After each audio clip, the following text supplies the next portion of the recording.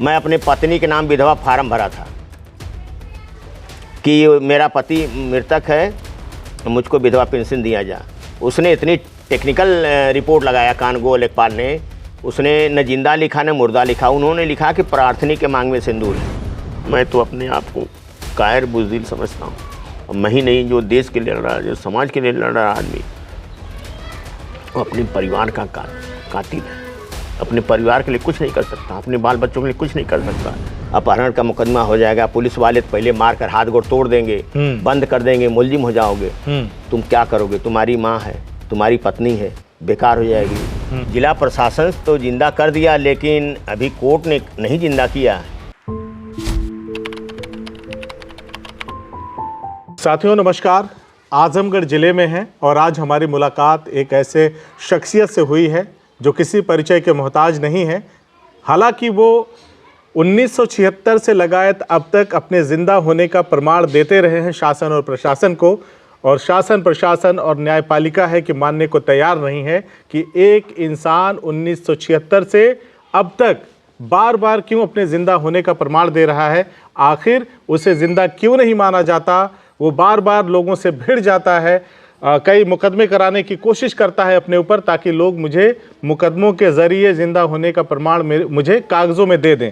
लेकिन ऐसा नहीं हो पाता। उनके ऊपर फिल्म भी बनी, उनके ऊपर तमाम आर्टिकल लिखे गए, उसके बावजूद भी आज तक उनकी ज़िंदगी ऐसे ही बीत रही है। बहरहाल हमारे साथ बातचीत करने के लिए वही शख्स, वही इंसान मौजूद हैं जो कागज़ों में मुर्दा हैं, जिनको लोग लाल बिहारी मृतक के नाम से जानते हैं। बहुत बहुत स्वागत है आपका। जिंदा हुए? भाई, जिला प्रशासन तो जिंदा कर दिया, लेकिन अभी कोर्ट ने नहीं जिंदा किया। कोर्ट ने अभी मेरे पक्ष में मोहर नहीं लगाई है कि ये जिंदा है या मुर्दा है। जिला प्रशासन ने कर दिया है? जिला प्रशासन तो कर दिया, लेकिन मृतक संघ के अपने संघर्षों के बल पर अपने साथ साथ कई हजार लोगों को मैं जिंदा कराया। खुद भी जिंदा हुए और लोगों को भी जिंदा कराया। लेकिन अभी मेरे पक्ष में कोई अदालत, मतलब high court, supreme court, lower court, ये नहीं कहा कि 18 साल मृतक रहे कि नहीं रहे। वो नहीं मानने को तैयार, कहीं से कोई मानने को तैयार नहीं। देखिए, लाख कोई अपराधी हो और लाख कोई निर्दोष हो, कोर्ट जिसके पक्ष में मोहर लगा देती वही मान होता है। तो मेरे पक्ष में अभी लगा ही नहीं कोर्ट ने कोई ऐसी, उल्टे तो मुझे 10,000 का जुर्माना भी लग गया। 10,000 का। चलिए, तमाम चीज़ों पे बात करेंगे, लेकिन सबसे पहला मेरा सवाल यही है आपसे कि क्या हुआ था 30 जुलाई 1976 को, जब आपको पता चला कि मैं कागज़ों में, अभिलेखों में मुर्दा हूँ? देखिए, मैं एक बहुत गरीब घर का लड़का हूँ, मजदूर किसान का लड़का हूँ, और पिताजी के मरने के बाद मेरा पालन पोषण अमिलो मुबारकपुर में हुआ, और मैं बनारसी साड़ी के बुनाई में लगा। 8 वर्ष की 9 वर्ष की उम्र में बुनाई करता था। 9 साल की उम्र में ही चाइल्ड लेबर का काम आपने शुरू कर दिया? बुनाई करता रहा। और लगभग 20-21 वर्ष की उम्र रही होगी तो मुझे कुछ ज्ञान आया कि मैं अपनी करगा क्यों नहीं बना लूँ। लोन लेने के लिए गया तो पहले तो हथकरघा चलता रहा होगा? हाँ, नहीं, आज भी चल रहा है। तो जब वहाँ मैं गया तो कहें कि भाई प्रूफ लाइए। तो मैं कहा कि भाई प्रूफ तो हम आपको दे दें। तो हर जगह बगैर दलाल का कुछ होता नहीं है। अच्छा। तो उन्होंने बताया कि इनको लोन चाहिए और इनका पालन पोषण वहाँ, यहाँ भी ज़मीन है, इनके घर भी ज़मीन है। तो कौन सा प्रूफ वहाँ का चाहिए कि यहाँ का चाहिए? घर आपका निज़ामाबाद तहसील, ग्राम खलीलाबाद, संजरपुर, थाना निज़ामाबाद है, आजमगढ़ में। तो कहें कि दोनों जगह का लाइए। तो वहाँ गया तो लेखपाल से कहा कि मुझे नकल चाहिए। लेखपाल मुझे पहले से जानता था वो। तो उसे कहा, आना कहीं नहीं, कहा कि आ जाइए, कल आई। वो करीब 10 दिन दौड़ाया। फिर एक दिन कहा कि भैया मुझे दे दीजिए। कहा क्यों बार बार दौड़ते हो? लाल बिहारी नाम का तो कोई है ही नहीं है, एक है तो मृतक है। मैं कहा लाल बिहारी तो मैं ही हूँ, फलां का लड़का। कहा वो तो मर गया है। ये बात सुनकर मुझे समझ आइए कि ज़मीन जैसे पैरों की तरफ से खिसक गई, मुझे गर्मी हो गई और मैं बहुत बैठ गया। और उसके बाद उठा, सोचने के बाद फिर आया, लोगों को समझा, लेकिन कोई बताने के लिए तैयार नहीं कैसे होगा। तो मैं जब गया सारे लोग कहते हैं वकील के पास जाइए, वकील के पास जाइए, किसी नेता को पकड़िए। तो नेताओं से कहते तो कहाँ ठीक है, कल आइए हम बात करा देंगे, उनसे बात करा देंगे, वकील से बात करा देंगे। मतलब सारे लोग नेता भी कहते वकील से बात कराएंगे। तो मैं मोटा मोटा लोगों ने आपको सलाह दिया कि किसी वकील साहब से मिलिए, तभी जा करके न्याय मिल पाएगा, मुकदमा दर्ज होगा, न्याय मिलेगा। जी। जब वहाँ मैं गया पता लगाया तो पता ये चला कि वहाँ भी जो थे हमारे एक मुस्लिम वकील थे हमारे चकिया के, उनसे कहा, मैं कहा कि ऐसी बात है वकील साहब कहें कि बेटा मुकदमा करना पड़ेगा। मैं कहा वकील साहब सारे लोग मुकदमा करने, निर्णय कब होगा? तो कहें ये बेटा कोई गारंटी नहीं है, तहसील में लड़ना पड़ेगा, चकबंदी लड़ना पड़ेगा, कलेक्ट्री में लड़ना पड़ेगा, एसडीएम के लड़ना पड़ेगा, कमिश्नरी लड़ना पड़ेगा। मैं कहा तब का ये दुर्भाग्य है वैसे हमारे देश की न्यायपालिका का। मुकदमे तो दर्ज हो जाते हैं, मुकदमे चलने लगते हैं, लेकिन उसका फैसला कब आएगा ये कोई नहीं कोई जानता नहीं है। एक अदालत से आएगा, दूसरे अदालत से स्टे हो जाएगा। जी। तो मैं कहा तब मुझे तो नहीं, कहा कि ये कोई गारंटी नहीं, 10 बरस में फैसला होगा कि 20 बरस में होगा कि 40 बरस में होगा, ये कौन जानता कब तुम हारोगे कब जीतोगे। जी। तो मैं उस दम कहा कि मैं मुकदमा नहीं लूँगा, मैं जिंदा अपने संघर्ष के बल पर रहूँगा। बस वही शुरू किया, धरना, प्रदर्शन, रैली, हैंडबिल, पोस्टर के माध्यम। 1976 से शुरू किया? हाँ, शुरू किया। क्या उम्र रही होगी? अरे 1976 से अब 22 यही होगी। शादी हो गई थी उस वक्त? हाँ, शादी हमारी तो बाल विवाह हुआ है ना। अच्छा, बाल विवाह पहले बहुत ये प्रथा, कुप्रथा हाँ चलती थी, बाल विवाह की। बाल विवाह हुआ है और 18 साल बच्चे भी नहीं हुए। अच्छा। गांव के लोग बाज-बाजिन कहते थे, पत्नी को भी बाज-बाजिन कहते थे, हमको भी कहते थे कि नपुंसक, दुनिया भर के गांव के लोग कितनी व्यंग बोलते हैं। उस समय एक बहुत बड़ा संकट था। हम लोग सवेरे किसी के सामने मुंह नहीं दिखाते थे कि वो किसका मुंह देख लिए, फलानवा का मुंह देख लिए, ढकनवा का मुंह, ढकनिया का मुंह, ये सब बातें थी। 18 साल शादी नहीं, उसी दौरान में मुर्दा भी हो गए और लोग कहने एक भूत आ रहा है, शैतान आ रहा है, मृतक आ रहा है, चलती फिरती लाश आ रहा है, कंकाल आ रहा है। लोग तरह तरह के व्यंग बोलते थे। तो ये बात सुनकर मुझे बड़ा कष्ट होता था। मैं किसी तरह से सोचता था कि ये मेरा मैटर लोन नहीं लूँगा, मैं ये नहीं कर, लेकिन जहाँ कहीं जाता था तो लोग उसको ख्याल धरा देते। बीच में आपको रोक रहा हूँ, जैसे मृतक घोषित होने की अपनी एक परिभाषा है, अपनी एक कार्य प्रणाली है। कोई मरता है तो परिवार रजिस्टर में उसका नाम कटवा दिया जाता है, या राशन कार्ड में नाम है तो वहाँ से मतलब अभिलेखों में उसको किया जाता है, और ये वस्तुतः परिवार के लोग ही कराते हैं। तो आपको क्या मिला उस वक्त जब आपने ये जानने की कोशिश की होगी, ज़रूर ही आपने कोशिश किया होगा कि आखिर में मृतक कैसे हुआ, तो क्या देखने को मिला? देखिए, मैं जब जानकारी इसका रखा तो न्यायालय नायब तहसीलदार सदर आजमगढ़ मुकदमा नंबर 298 के अंतर्गत 30/7/1976 को मृत घोषित किए थे। वो जमीन हमारे चचेरे भाइयों के नाम गई थी। वो सब नाबालिग थे, उस लायक नहीं थे। मतलब उनका भी प्रयास नहीं माना जा सकता? नहीं, वो नहीं। हमारे चाची थे, चाची का भी कोई प्रूफ हमारे पास नहीं मिला। कई बार नकल लेने का प्रयास किया, नहीं लोग दिए, देवा नहीं करते थे, दौड़ाते थे, आ जाइए, कल आइए। अब वो अधिकारी हैं, कर्मचारी। अब इस संभावना से भी आपको मतलब दरकिनार करना पड़ा, इन संभावनाओं को भी, कोई मेरी ज़मीन को हड़पने की वजह से ऐसा किया हो। हाँ, तो क्या करें हम, परिवार रजिस्टर की नकल लेना चाहे, वहाँ भी नहीं मिली। मैं हर जगह, मतलब समझ आइए कि क्या क्या नहीं करना पड़ा। मैं अपने पत्नी के नाम विधवा फार्म भरा था कि मेरा पति मृतक है, मुझको विधवा पेंशन दिया जा। उसने इतनी टेक्निकल रिपोर्ट लगाया, कानगो लेखपाल ने, उसने न जिंदा लिखा न मुर्दा लिखा। उन्होंने लिखा कि प्रार्थनी के मांग में सिंदूर है, खारिज हो गया। मतलब इस तरह से मैं साबित करना चाहता था। अपने जिंदा होने के लिए बोट क्लब नई दिल्ली 56 घंटे का भूख हड़ताल किया। वहाँ प्रेरणा कहाँ से मिली ये सब मुझे करना है? सामान्य रूप से अगर देखा जाए तो अच्छे खासे लोग भी टूट जाते हैं, चलो उस प्रक्रिया में हम आ गए, हम कुछ कर नहीं सकते, कहीं से हम कोशिश भी कर रहे हैं तो हमें बेचारगी और लाचारी हासिल हो रही, कहीं से मदद नहीं हो पा रही है, टूट के बिखर जाते हैं। तो आपको कहाँ से प्रेरणा मिली कि नहीं मुझे जिंदा होना है? देखिए, टूट तो गए थे हम, पागलों की तरह से हो गए थे। कारखाना चल रहा था हमारा, मतलब करगा बनाए थे, बुनाई कर रहे थे, वो सब बर्बाद हो गया। और देखिए भाई, एक आदमी का समय होता है कोई लड़ाई लड़ने का। मैं जब अपने चचेरे भाई का अपहरण किया था, अपहरण भी किया था, हाँ, मुलजिम होने के लिए, इसलिए कि मेरे खिलाफ मुकदमा हो जाएगा तो मैं जिंदा हो जाऊंगा। चचेरे भाई को पता था कि अपहरण कर रहे हैं? नहीं नहीं, उनको नहीं पता था। वो हमारे यहाँ थी, पत्नी उसको खिलाई जिलाई, मतलब नहाना धोना। हम ही चाहते थे कि मुकदमा हो जाता, हम इसको छोड़ दें। तो कोई र्यूमर तो फैलाया होगा ना आपने कि हमने आज अपहरण कर लिया है? हाँ, नहीं तो नहीं, कैसे किसको पता नहीं चलेगा? नहीं, तो देखिए हमारे यहाँ के 2 पत्रकार थे। अच्छा। और एक स्वर्गीय श्यामलाल कनौजिया, श्यामलाल कनौजिया हमारे गुरु थे वो। अच्छा। तो उनसे मैं कहता था, वो हमको डांटते थे हाँ कि ये सब काम मत करना, हाँ। पुलिस वाले मारकर हाथ गोड़ तोड़ देंगे, बंद हो जाओगे, तुम्हारी ज़िंदगी खराब हो जाएगी। अच्छा। तो मैं उनसे डर नहीं कहता था। वही मृतक संघ का प्रस्ताव किए थे, वही मृतक टाइटल भी जोड़े थे। हम लोग मजाक के तौर पर एक मतलब इसको शुरुआत किए थे। नहीं कुछ तो यही सही। हाँ, कि मतलब लोग शर्माएंगे। मैं वो कहे कि अगर ये सब लिखोगे तो अधिकारी कर्मचारी को शर्म आएगी। हैं, वो भी इंसान है कि हमारे सामने एक जीता जागता इंसान मृतक लेके चल रहा है। तो ये बात कहते चलती रही, लेकिन लोग नहीं मानने के लिए तैयार थे। तो एक मुगनी, वो बेचारे नहीं दुनिया में हैं, वो चले गए। और एक रामोद यादव पत्रकार, वो उस समय स्वतंत्र भारत में लिखते थे, लखनऊ में।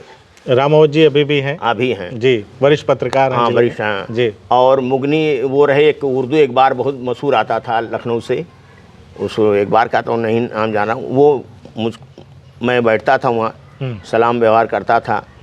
तो मुझसे कहे कि पता चला है कि तुम कोई लड़का लाए हो। मैं कहा हाँ। कहा कहाँ लाए हो? मैं कहा कि उसको मुलजिम बनने के लिए लाया हूँ। तो बहुत हमको डांटे। कहें बेटा सुनो, ये काम मत करो, अपहरण का मुकदमा हो जाएगा, पुलिस वाले तो पहले मार कर हाथ गोड़ तोड़ देंगे, बंद कर देंगे, मुलजिम हो जाओगे। तुम क्या करोगे? तुम्हारी माँ है, तुम्हारी पत्नी है, बेकार हो जाएगी, खाने जो है वो भी चला जाएगा। हाँ। तो मैं कहा कि मैं कैसे जिंदा हूँ? कहा मुकदमा लड़ो। मैं कहा मुकदमा में ऐसी सी बात है। कहा ठीक है, हम लोग तुम्हारी मदद करेंगे। मैं कहा भाई ठीक है, क्या मदद करें? कहा हम लोग न्यूज़ बनाते हैं। तो वो क्या नाम है, रामोद यादव स्वतंत्र भारत में लिखे, उस समाचार को पढ़कर जगदम्बिका पाल, उस समय एमएलसी रहे, इस समय भाजपा में है, एक दिन के मुख्यमंत्री। हाँ हाँ हाँ जी। वो हमारी पेपर की कटिंग पाए, उसी पर विधान परिषद में क्वेश्चन किए। अच्छा। सवाल उठाए और बिहान भैली हमको जानकारी हो गई, आकाशवाणी से भी सुना गया और पेपरों में आया कि एक मुर्दा द्वारा ये वो किया गया। मुर्दा द्वारा अपहरण? नहीं ना, अपहरण नहीं, वो जिंदा होने की कोशिशें जो चल रही थी। तो जब मैं उनसे मिलने गया सहानुभूति में, मुझको देखकर बड़ा खुश हुए, फिर मीठा उठा खिलाए। कहा कि बेटा तुम्हारे साथ तो बहुत अन्याय है, इससे तमाम लोगों के साथ हो रहा है, क्या किया जाए, सरकारें की यही हालत है, अधिकारी कर्मचारी ही करते। मैं कहा भाई ठीक है, तो क्या करें। मैं वहाँ चला आया, वहीं से मेरा थोड़ा मनोबल विश्वास बढ़ा कि नहीं हमारी लड़ाई। तो तब से मैं 56 घंटे का वहाँ भूख हड़ताल किया ही था।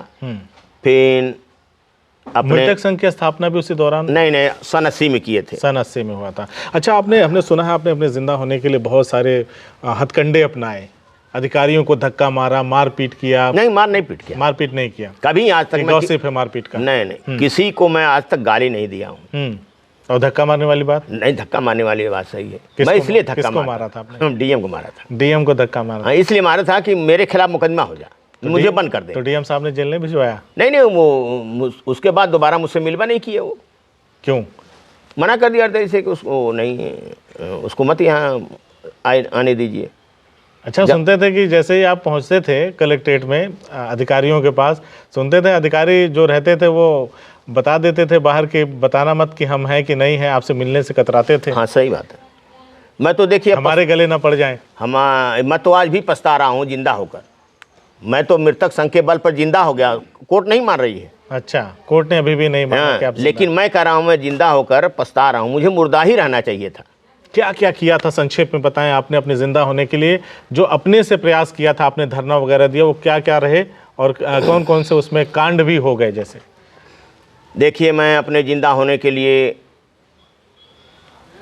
9 सितंबर 1986 में विधानसभा में पर्चा फेंका, विरोधी नारा लगाया, गिरफ्तारी दिया।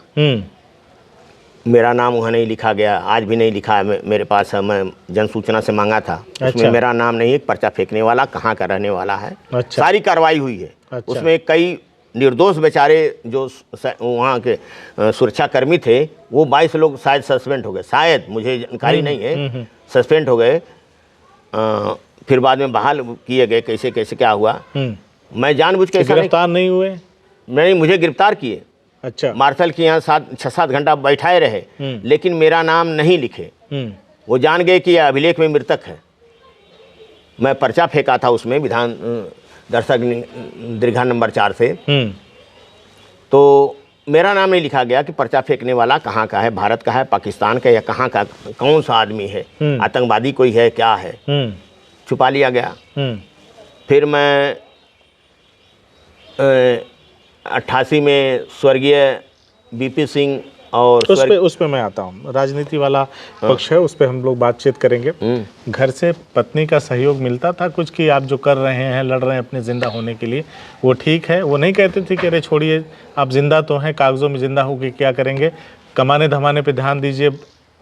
कभी उन्होंने नहीं रोका आपको? कभी रोका नहीं उन्होंने? बहुत रोका, पत्नी ने बहुत रोका। पत्नी, भावुक हो रहे हैं आप। पत्नी की बात कर रहे हैं तो मुझे कष्ट होता, पूरी मदद की।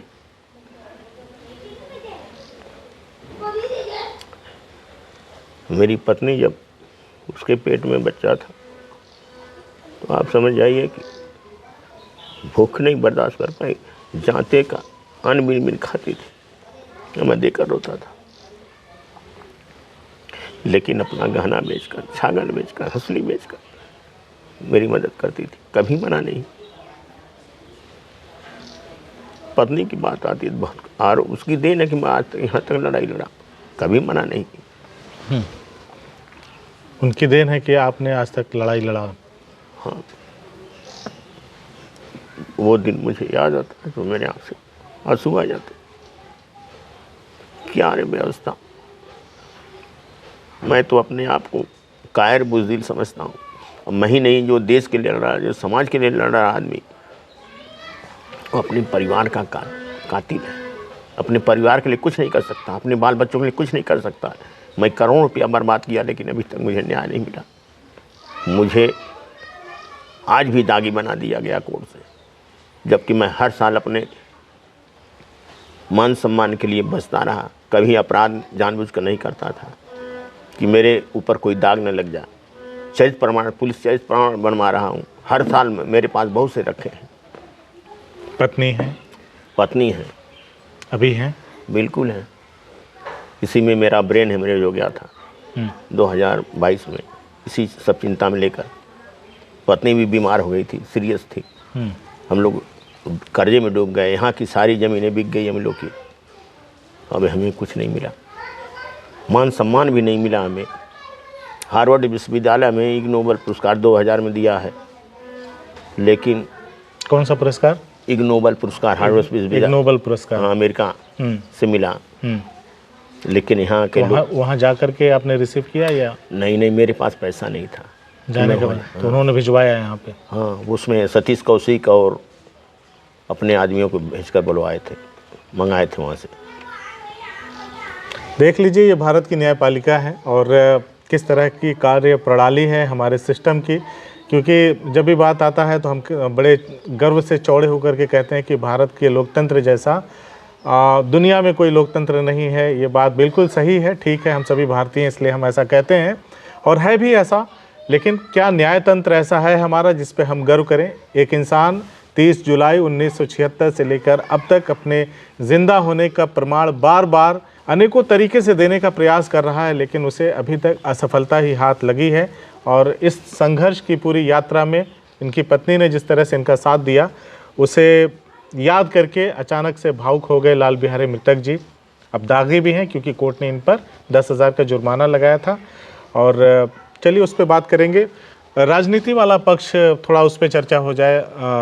क्या किया था आपने ताकि मैं रिकॉर्ड में ज़िंदा रहूं? चुनाव भी लड़ा आपने? हाँ, देखिए, ये राजस्व अभिलेख में तो मृतक थे ग्राम खलीलाबाद में, लेकिन अमिलो मुबारकपुर में राजस्व अभिलेख में जिंदा थे। यानी एक ही ज़िले में एक तहसील में मुर्दा है और दूसरी तहसील में जिंदा है। है। ये भी गजब का खेल है। लेकिन हमारी दाग देखिए, माँ को जो भूल जाता है वो इंसान नहीं होता है। बिल्कुल सही बात। जो अपनी धरती को भूल जाता है, जो अपने जन्म स्थान को भूल जाता है, वो भी इंसान नहीं रहता है जी। उससे प्यार होता है। जिस धरती पर मेरी माँ ने मुझे जन्म दिया उससे मुझे आज भी प्यार है, जैसे माँ का प्यार है। माँ का देन है कि माँ इतनी बड़ी लड़ाई लड़ रहा हूँ, पत्नी का सहयोग है। सही बात। और मेरा कोई सहयोग नहीं दिया उस समय चाहे नेता हो चाहे अधिकारी हो। हाँ, एक अधिकारी मिले थे हमको। हम ये भी नहीं कहते कि सारे गंदे हैं। 100 में एक ही सही होता है जी, और 100 को एक ही हराता है। क्या कहा था उन्होंने? मुख्य राजस्व अधिकारी यहाँ थे आजमगढ़ में, उनसे मैं मिला, मुझको बुलाए। वो कहे कि बेटा अगर मैं 10 दिन रह गया तो तुमको मैं ज़िंदा कर दूंगा। कहेंगे मेरा ट्रांसफ़र होने वाला, शायद हो जाएगा, अगर बीच में चला गया तो मैं बेबस हूँ, लेकिन अगर 10 दिन मुझे मौका मिला तो मैं करूँगा। फिर उनको एप्लीकेशन दिया। वो एप्लीकेशन एक ऐसे आदमी को मिला, कई लेखपाल, कई अधिकारी कर्मचारी मेरी फाइलों को गायब करते थे, एप्लीकेशन में गायब कर देते थे, लेकिन एक आजमगढ़ के रहने वाले हैं कलीम अहमद लेखपाल, उनके यहाँ मिला। मैं उनसे कहा, वो भी बड़े चिंतित हुए। कहीं बताओ हम कैसे मदद कर सकते हैं तुम्हारी। मैं कहा कि क्या चाहते हैं, कैसे मदद? हम कहा भाई पैसा लेना हो तो ले। कहा नहीं, देखिए हमको मरना है, हम भी इंसान हैं, हमको खुदा से डर है, हम मदद करेंगे, बताओ। मैं कहा कि देखिए आप मेरे दो बुआ हैं, चले जाइए, गांव वालों से बयान ले लीजिए, यहाँ से बयान ले लीजिए, क्या असलियत क्या नकलियत, आपको सच्चाई मिल जाएगी। जो वो हो अपने निर्णय ले लीजिए। कलीम अहमद मेहनत से अपना जुटाए, आख्या, रिपोर्ट दिए। वो रिपोर्ट को भी तहसीलदार ने गायब कर दिया, फैलिया गायब कर दिया। वो तो मैं उस समय फ़ोटो कापी ऐसे खींचकर गड़बड़ खसते थे, बड़े डगे में हम कराए थे फ़ोटो कापी। रिपोर्ट की कॉपी थी आपके? हाँ, वही फिर कापी वही लगा के दिया गया, फिर उसको रिपोर्ट बना के तब जाके जिला अधिकारी और मुख्य राजस्व अधिकारी किए। अगर मुख्य राजस्व अधिकारी अगर रिपोर्ट नहीं लगाते तो नहीं करते। हौसला प्रसाद वर्मा से उस समय साइड डीएम, और श्री कृष्ण श्रीवास्तव मुख्य राजस्व अधिकारी थे। मतलब डीएम तो नहीं चाहते थे, लेकिन मुख्य राजस्व अधिकारी की रिपोर्ट गई तो मजबूर हो गए। उनके देखिए, उनकी एक जात होती है, अपराधियों की एक जात होती है, पियक्कड़ियों की एक जात होती है, चरित्रहीनों की एक जात होती है, वैसे अच्छे लोगों की भी, न्यायियों की एक जात होती है, अच्छे लोगों की भी जात होती है। बिल्कुल बिल्कुल। जात ये नहीं है, जात तो सिर्फ जमात होती है, जमात है, एक ग्रुप होता है जी। जात तो सिर्फ स्त्री और पुरुष दो ही तो जात हैं। जी जी। लेकिन उन्होंने न्याय का काम किया मेरे साथ भाई, और मैं जिंदा हो गया। लेकिन फिर भी उसी फाइल को जिले के अधिकारी कर्मचारी हमेशा घुमाते रहे, गायब कर दिए। मुकदमा हुआ है, फिर हाई कोर्ट में दिए, हाई कोर्ट उस पर विचार नहीं किया, सुनवाई नहीं किया कि ये फाइल गायब करने वाले कैसे गायब हो गई। यही वो डीएम हमारे यहाँ उस समय कहे थे कि कहाँ हो। मैं कहा कि मैं तो घर हूँ। कहा फाइल कैसे चोरी हो गई। मैं कहा कि कौन आप बोल रहे हैं? कहा कि मैं डीएम साहब का स्टोनो बोल रहा हूँ। मैं कहा स्टोनो बोल रहे हैं तो स्टोनो की तो आवाज़ नहीं लग रही है मेरी। हमारी उनकी बात है, उस समय हमारे पास फ़ोन था। तो मैं कहा भाई ठीक है, आप बोल रहे हैं क्या बात है? कहा कि आपने फाइल चुरा लिया। मैं उनसे कहा कि साहब मैं चोर नहीं हूँ, छिनरा नहीं हूँ, कतली नहीं हूँ, स्मगलर नहीं हूँ, अपराधी नहीं हूँ। मैं न्याय के लिए लड़ता हूँ और लड़ता रहूँगा। अपनी आवाज़ के लिए लड़ रहा हूँ, अपने सम्मान के लिए लड़ रहा हूँ, जिंदा होने के लिए लड़ रहा हूँ। मैं चोर चंडाल नहीं हूँ। अगर आपको शक है कि मैं चोराया हूँ तो मेरे खिलाफ मुकदमा कर दीजिए। और मैं कहा चाबी आपके पास है, रिकॉर्ड रूम का अधिकारी कोई होगा, उतने बड़े रिकॉर्ड रूम में मुझको कैसे मालूम है, दूसरे के कैसे मालूम हो जाएगा कि मेरी फाइल है, मैं उसमें फाइल चोरी कर लूँगा। मैं कहा कि थोड़ी हिसाब से बात करिए। कहा मैं समझा कि आप ले गए होंगे। मैं कहा कि बड़े अधिकारी ऐसे शरीफ होते हैं कि हमको फाइल दे देंगे। वो फाइल रख दिए और वो क्या किए कि हमको बझाने के लिए हमारे चचेरे भाइयों के खिलाफ मुकदमा कर दिए। उधर कहे कि वो लाल बिहारी कहा कि वही फाइल चोरा ले गया है। तो इससे उनको क्या हासिल होना था? वो हमेशा ये लड़ाते थे कि आपस में अगर लड़ जाएंगे सब तो हमारे तरफ इनकी लड़ाई नहीं हो पाएगी, जनहित की लड़ाई नहीं लड़ पाएगा, आवाज़ नहीं उठा पाएगा। मैं अपने चचेरे भाइयों को कभी झगड़ा से कभी रे नहीं कहा। मैं जानता था कि इधर मुझे लड़ा, वो आपको विमुख करना चाहते थे आपकी लड़ाई से? हाँ, लड़ाई से, कि ये अगर आपस में टकरा जाएंगे, मार हो जाए। कई बार हुआ भी ऐसा प्रयास, लेकिन मैं बचता गया।